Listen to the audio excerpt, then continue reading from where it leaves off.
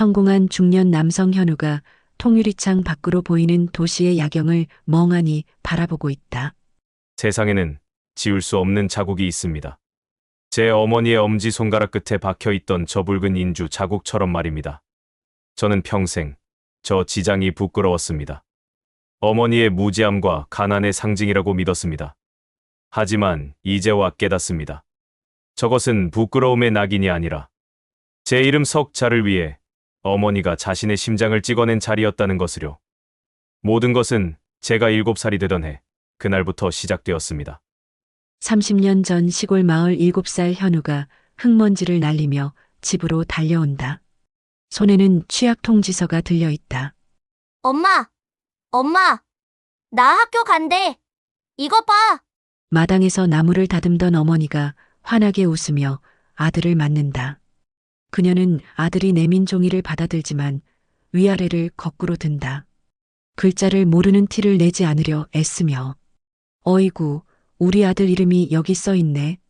참말로 잘 썼다. 그래서 언제 오라더냐? 엄마, 거기 말고 위에 쓰여 있잖아. 읽어줘. 아, 엄마가 지금 손에 흙이 묻어서 저기 옆집 순이네 엄마한테 가서 한번 물어보자. 응?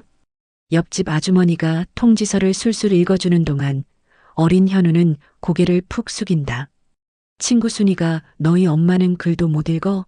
라고 묻는 소리가 희미하게 들린다.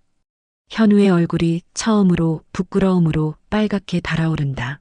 제 기억 속 어머니가 부끄러웠던 첫 번째 순간이었습니다. 그날 저는 처음으로 알았습니다.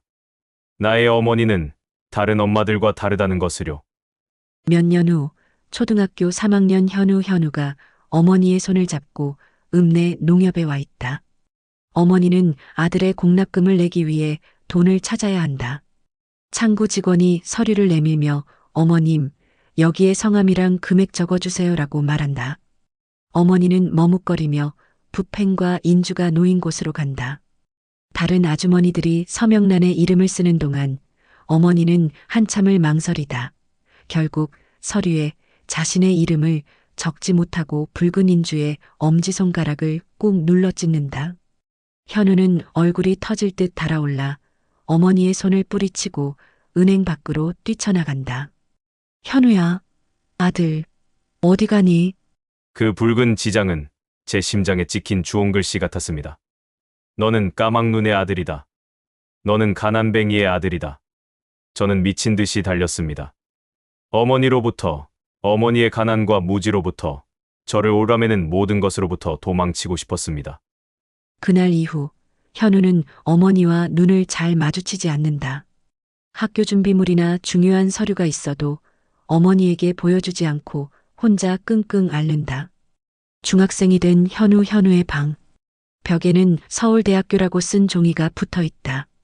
그는 낡은 책상에 앉아 밤이 새도록 미친 듯이 공부를 한다. 어머니의 세상에서 벗어날 유일한 방법은 공부뿐이었습니다.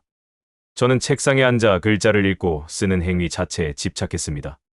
그것만이 글을 읽지 못하는 어머니와 나를 분리시켜주는 유일한 증거라고 믿었기 때문입니다. 어머니가 삶은 옥수수를 담은 쟁반을 들고 조심스럽게 방문을 연다. 아들, 공부도 좋지만 밥은 먹고 해야지. 이거라도 좀. 됐어요. 이것 때문에 지금 흐름 끊겼잖아요. 제발 좀 들어오지 마세요. 이게 내 인생이 걸린 문제란 거 모르세요?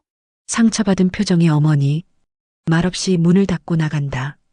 현우는 잠시 죄책감을 느끼지만 이내 다시 책 속으로 고개를 파묻는다. 제 가슴엔 어느새 어머니를 향한 미안함 대신 원망이 자리 잡고 있었습니다. 내가 이렇게까지 해야 하는 건 다 어머니 때문이라는 어리석고 잔인한 원망이었습니다. 시간이 흘러 현우가 고3이 된다. 마침내 서울의 명문대학 합격 통지서가 날아온다. 어머니는 동네가 떠나가라 기뻐하며 눈물을 흘리지만 현우의 얼굴엔 기쁨보다 이제 끝났다는 안도감만이 가득하다. 늦가을 한적한 시골버스 터미널. 현우가 서울로 떠나는 날이다. 어머니는 밤새 쌌을 반찬 꾸러미와 함께 꼬깃꼬깃한 돈뭉치가 든 낡은 봉투를 현우의 손에 쥐어준다. 서울 물가 비싸다더라. 기죽지 말고 박 굶지 말고. 알았지? 엄마는 괜찮으니까. 너는 내 생각만 해라. 알았어요. 갈게요. 저는 그 돈이 어디서 났는지 묻지 않았습니다. 그저 이 지긋지긋한 곳을 떠난다는 사실에 들떠 있었을 뿐입니다.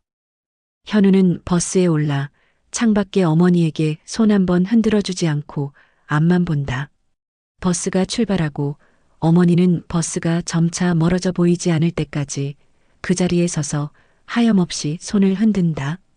그녀의 모습이 버스 백미러 속에서 점점 작아진다. 저는 밝은 미래를 향해 달려간다고 믿었습니다. 세상에서 유일하게 나를 위해 자신의 모든 것을 내어줄 수 있었던 사람에게서 가장 멀리 도망치고 있다는 사실도 모른 채 말입니다. 그날 저는 단지 고향을 떠난 것이 아니었습니다.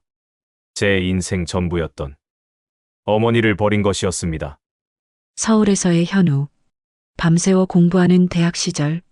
대기업 입사 후 양복을 입고 프레젠테이션을 하는 모습. 동료들과 회식을 하며 도시의 밤을 즐기는 모습. 세련된 지금의 아내 혜진을 만나 연애하고 멋진 웨딩 사진을 찍는 모습. 안산의 신도시 아파트 집들이를 하며 행복하게 웃는 모습. 화면은 점점 더 화려해지고 현우의 얼굴에서는 시골의 흔적을 찾아볼 수 없다. 서울은 제게 새로운 세상을 보여주었습니다. 저는 미친 듯이 앞만 보고 달렸습니다. 가난과 무지라는 과거의 그림자를 지우기 위해 저는 스스로를 완전히 다른 사람으로 만들어가고 있었습니다. 그리고 그 과정 속에서 어머니를 제 인생에서 가장 먼저 지워내고 있었습니다. 화려한 레스토랑에서 아내와 와인을 마시는 현우. 같은 시각 시골집에서 홀로 저녁을 먹는 어머니. 회사 동료들과 웃고 떠드는 현우. 같은 시각 아들의 낡은 사진을 보며 미소 짓는 어머니. 현우가 어머니와 통화하는 장면. 그는 운전 중이거나 회의 중이다. 늘 바쁘고 짜증이 섞여 있다. 아, 엄마. 나 지금 바빠. 별일 없으면 끊을게. 돈은 지난번에 붙여드렸잖아요. 네. 또 전화할게요. 어머니와의 통화는 점점 짧아졌고 고향에 내려가는 횟수는 1년에 한두 번으로 줄었습니다. 명절에 내려가라는 어머니의 성화는 제 성공을 방해하는 귀찮은 잔소리로만 들렸습니다. 현우가 아내 혜진과 함께 고향 집에 내려온다. 어머니는 버선발로 뛰어나와 아들과 며느리를 맞는다. 하지만 혜진은 벌레를 본 듯 집안을 둘러보며 인상을 찌푸리고 현우는 그런 아내의 눈치를 보며 어쩔 줄 몰라 한다. 어머니가 차려준 밥상 앞에서 부부는 거의 수저를 들지 않는다. 저는 어머니의 촌스러운 사투리와 거친 손이 제 아내 앞에서 드러나는 것이 죽기보다 싫었습니다. 나의 성공한 세상에 어머니는 어울리지 않는 존재라고 그렇게 믿었습니다. 사무실. 현우는 중요한 프레젠테이션을 하고 있다.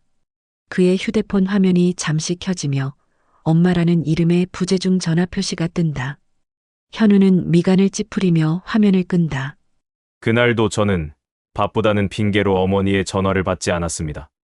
회의가 끝나고 현우가 휴대폰을 확인한다.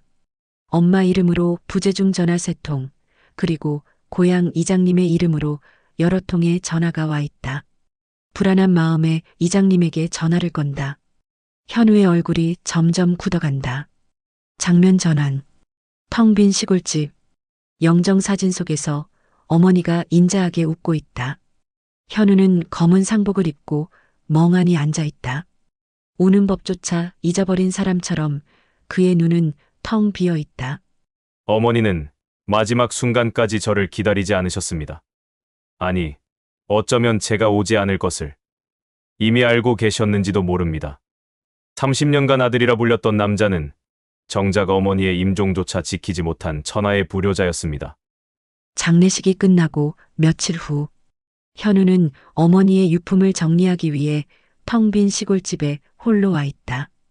집안에는 먼지와 함께 어머니의 채취가 희미하게 남아 있다.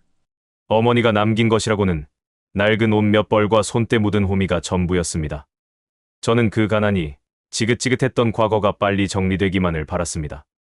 현우가 장롱을 열어 옷을 꺼내다 장롱 가장 깊숙한 곳에서 낡은 나무 상자 하나를 발견한다. 자물쇠는 없었다. 그가 상자를 열자 먼지가 피어오른다. 상자 안에는 그가 초등학교 때부터 고등학교 때까지 받아온 모든 상장과 성적표가 낡은 비닐에 쌓여 소중하게 보관되어 있다. 그 아래에는 그가 서울에서 보냈던 몇 통 안 되는 짧은 편지들도 있다. 버린 줄 알았던 제 흔적들이 그곳에 있었습니다. 글도 모르는 어머니가 무엇을 읽을 수 있다고 이걸 이렇게 간직하고 계셨을까? 상자 맨 밑, 손바닥만 한 보자기에 쌓인 딱딱한 무언가가 있다. 보자기를 풀자 누렇게 바랜 토지 매매 계약서 한 장이 나온다. 현우가 계약서를 유심히 본다. 그는 기억해낸다. 할머니가 돌아가시며 어머니에게 남겨주셨던 마을 뒷산의 작은 밭.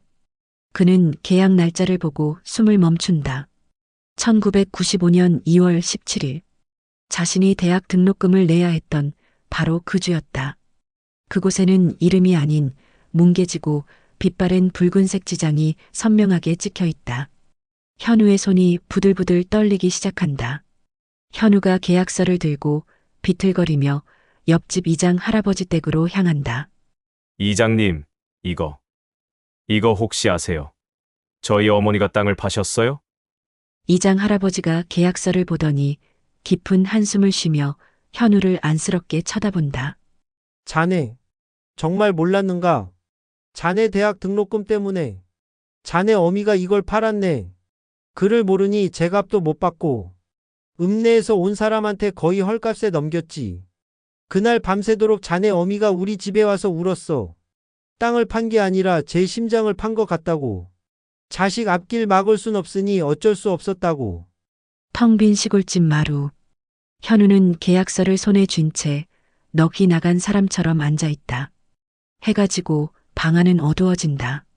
모든 것이 무너져 내렸습니다.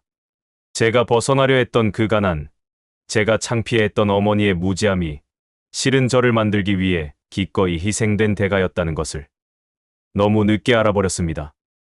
현우가 계약서에 찍힌 어머니의 지장 자국을 떨리는 손으로 어루만진다. 어린 시절 은행에서 보았던 그 붉은 엄지손가락이 떠오른다. 그가 외면했던 모든 순간들이 이제는 날카로운 파편이 되어 그의 심장을 찌른다. 마침내 현우의 눈에서 뜨거운 눈물이 쏟아져 내리기 시작한다. 그는 어린아이처럼 소리내어 울부짖는다. 어머니, 저는 당신의 무식함이 평생 창피했습니다. 하지만 정작 까막눈은 저였습니다.